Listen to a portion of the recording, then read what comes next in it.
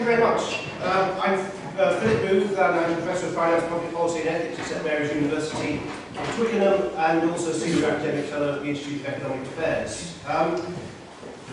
It's a delight to introduce this first session, the Friedman's Counter-Revolutionary Monetary Theory, which was the first Winthrop lecture. We could argue about its influence. We had some discussion about those issues last night. But it's certainly a very lucid paper, which in many ways anticipates so many of the things which central banks still think about today. The relationship between the quantity of money and nominal national income, the relationship between the quantity of money and the price level, issues to do with central bank credibility, the relationship between interest rates and inflation, the transmission mechanism, and so on, in a very short lecture, which you can read in 10 minutes, or which you can download from the Institute of Economic Affairs website, actually as part of a publication which Charles is one of the authors, called Money, Inflation and the Constitutional Position of the Central Bank. In a very short lecture, which you can just read in 10 minutes, many of the debates within central banking in the following 30 years or so were anticipated. Then discussion will start at 10:50, so I hope the speakers will divide the remaining time between now and 10 to 11 equitably between them.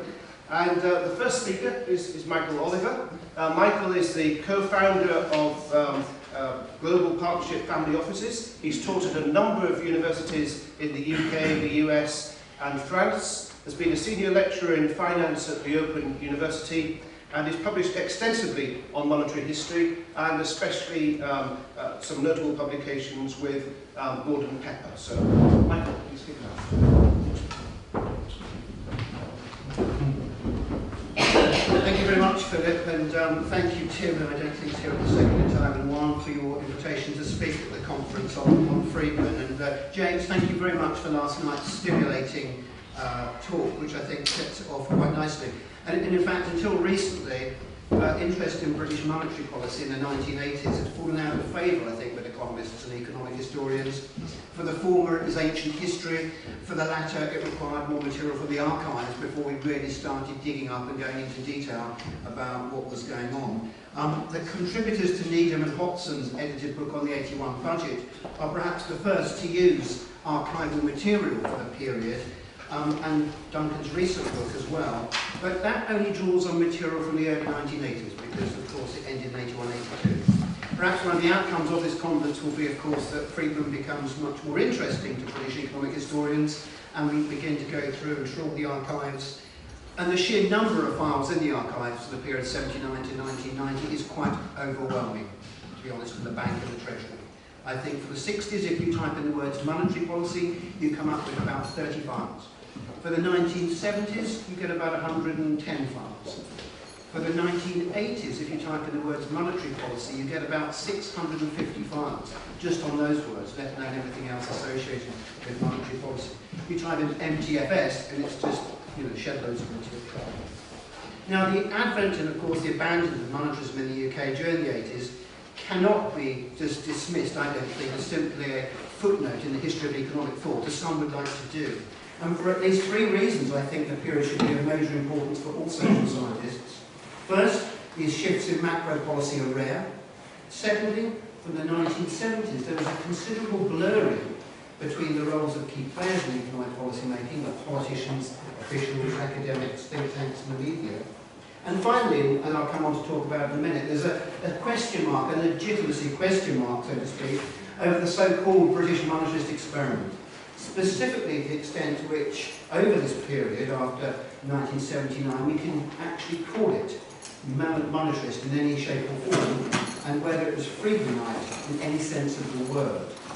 Now, insofar as monetary targets mattered, i.e. there were explicit targets for a monetary aggregate, they were intended to be achieved on a regular basis, with the outcomes published in the medium-term financial strategy. I think the period from 79 to 81 clearly marked the high time of monetary targetism. After 81 and before 85, there was a shift in emphasis away from sterling M3. Monetary targets were still part of the MTFS, but their importance diminished over time.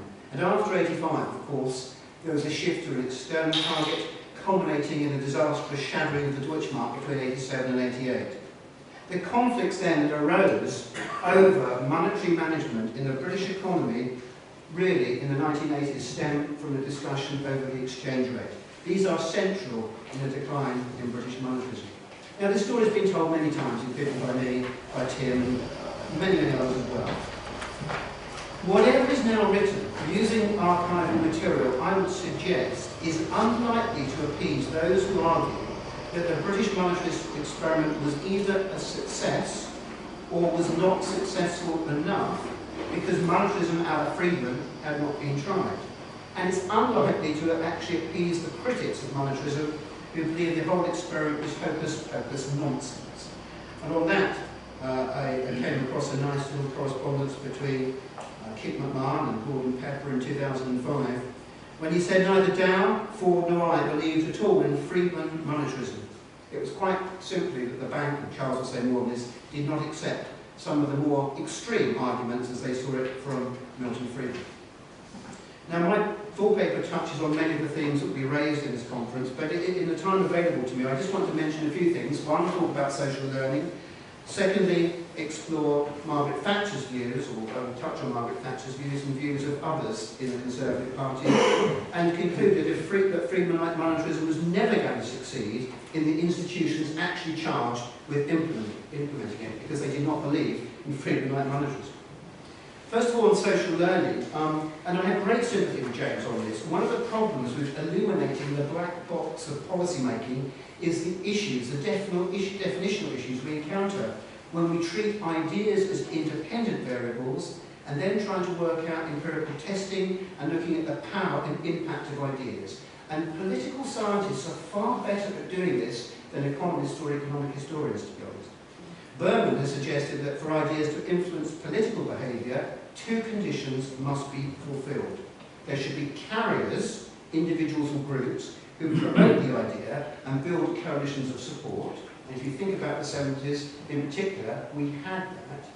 And secondly, the ideas need to become embedded in institutions.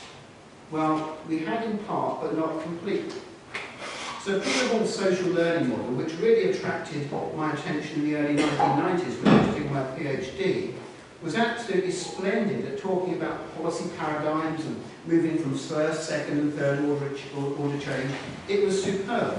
And in a way, all the facts of the 1970s ticked Hall's boxes about, of course, the influence slowly of new classical macroeconomics, of supply-side economics, of monetarism, how those ideas in turn were promulgated by the economists. We didn't mention the economists last night. The Times, the FT, city firms like Greenwell and so on and so forth. And of course, that ticks the boxes for the 1970s, but then I was left with a problem. Because if you then start turning to the 1980s, how do you actually account for what went on under what I would call actually a neoliberal paradigm rather than the hardcore monetarist paradigm, neoliberal being comprised of classical supply and monetarism? How do you actually account for what went on? Hall had claimed that by 1982, the operating routines at the Treasury and the Bank of England, as well as the terms of policy discourse, had shifted decisively towards monetarism. Now, I think it's correct to assert that the Prime Minister exercised a high level of concentrated authority over monetary policy. The extent to which he was at the fulcrum of monetary policy needs to be qualified, as does the claim that the monetarist ideas fully permeated central government, or what political scientists will refer to as the core executive. And I was left, I think, at the end of the 1990s with several questions, several key questions. If the policies introduced in 1979 were not monetarist, whether Friedmanite or otherwise, what were they? If monetarism was abandoned by 1981, or even as late as 85, we can argue about that, what do we call the monetary policy framework which replaced it? And in all of this, how did the beliefs of officials and policymakers change over the period? Now, in our book, published surprisingly many, many years ago now, since 2001, Gordon Pepper and I, in our book Monetarism Under Thatcher, undertook further a round of interviews with politicians, policymakers, and including Margaret Thatcher herself. And in this, we identified three groups of monetarists, as opposed to those who are either disbelieving or non-believing or whatever, to see whether this would actually help us, this tripartite division get any closer to understanding the mindset of policymakers? Because that's what I'm interested in. What are they thinking and how do they change over time? We defined a genuine monetarist as someone who believes that inflation is essentially a monetary phenomenon and that excessive monetary growth, which persists, leads, of course, to a rise in inflation.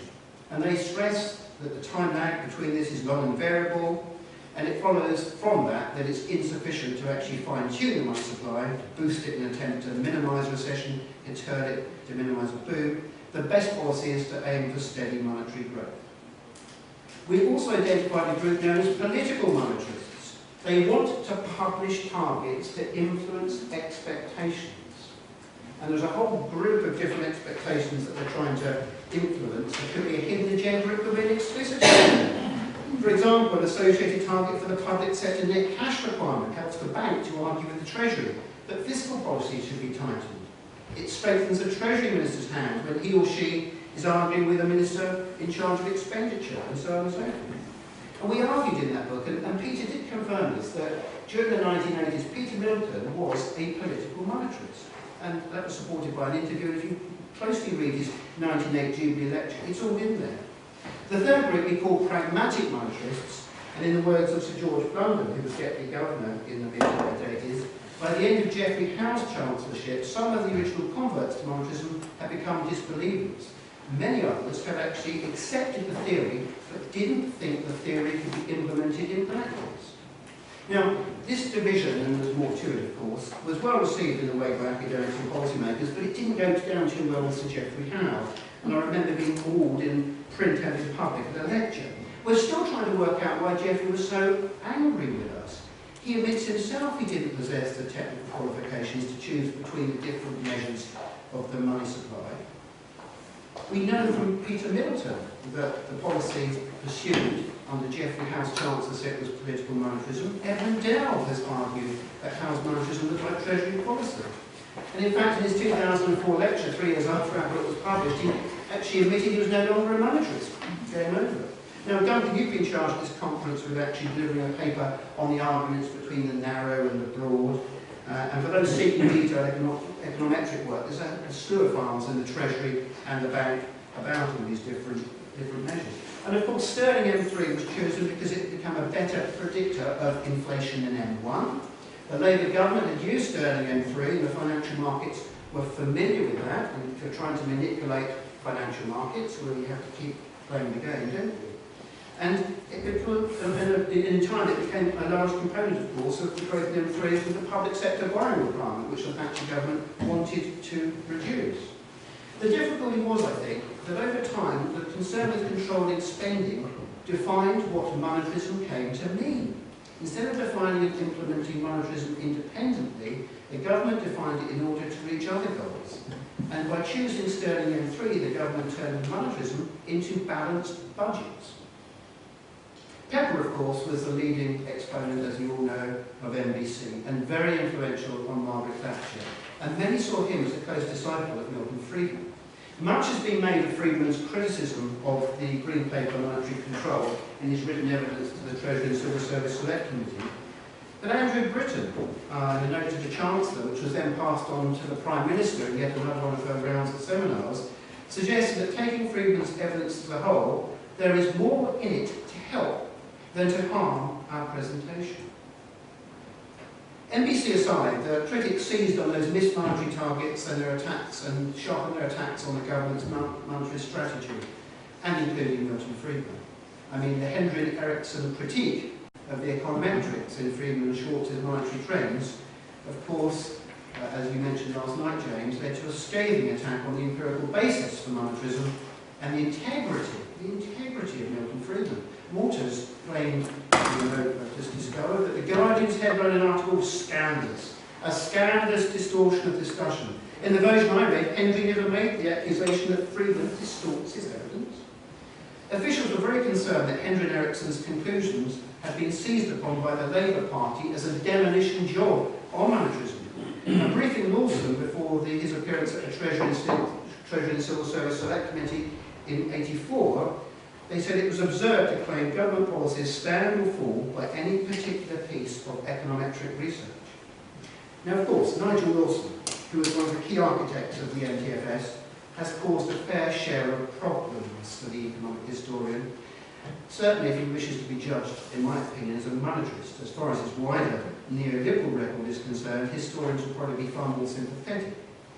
His monetarist credentials were criticised for a long time by a number of monetarists, including, of course, and most famously Tim Condon, although the strongest criticisms I've come across, and personal attacks on Lawson and his policies from the mid-80s, can be found in the very early drafts of Alan Walter's book Sterling in Danger.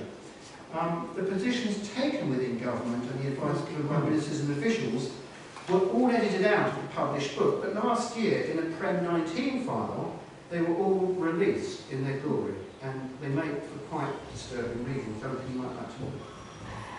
When he assisted with our book, Monetarism under Thatcher, Nigel drew attention to his statement about his views that he considered crucial, and it was this: it is perfectly sensible to target the money supply in some countries and at some times, and to target the exchange rate at others.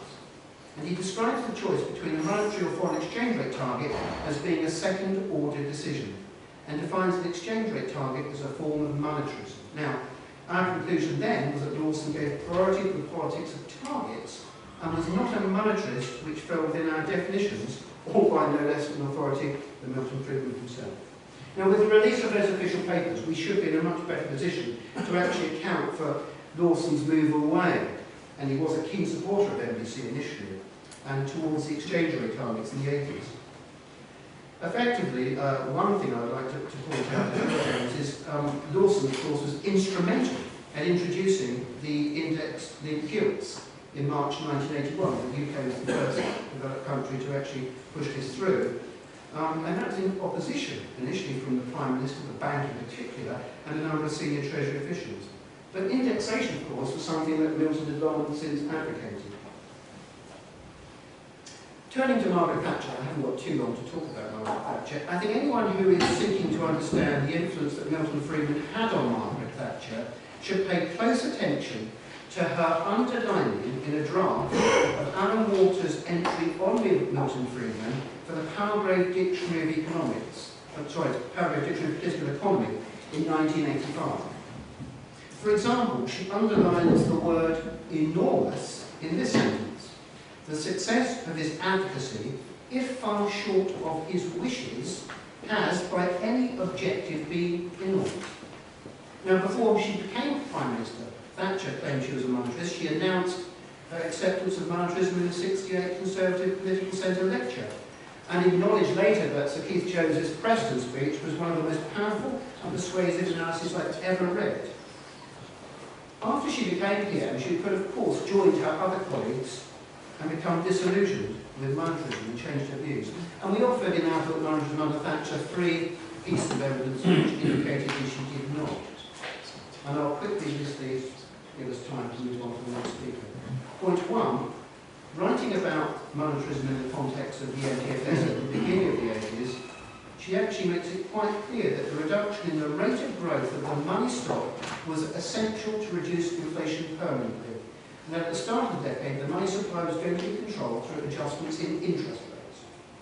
In reviewing the implementation of monetarism throughout the 80s, she concedes that during the early 80s, many of the monetary indicators were often, quote, distorted, confusing, and volatile. And because of this, the level of the exchange rate came to be monitored as a supplementary indicator.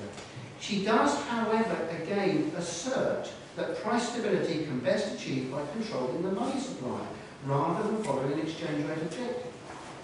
Second is her consistent and her strong position to the ERA. In contrast to Lawson, of course, she did not view the choice between the money supply and the exchange rate as a second-order decision. In her own words, the only way to control inflation is by using interest rates to control the money supply, and so on and so forth. And the third piece of evidence would be the strength of her views, I think, in her refusal in October '89, under pressure from Lawson and Howe, to dismiss Walters as her personal economic advisor, which prompted, as you know, the resignation of Nigel Wilson. Walters was still a keen advocate of monetary control, and indeed monetary-based control. Walters' resignation was followed swiftly by other Walters, and in the end, Thatcher was left even more isolated with her monetarist beliefs.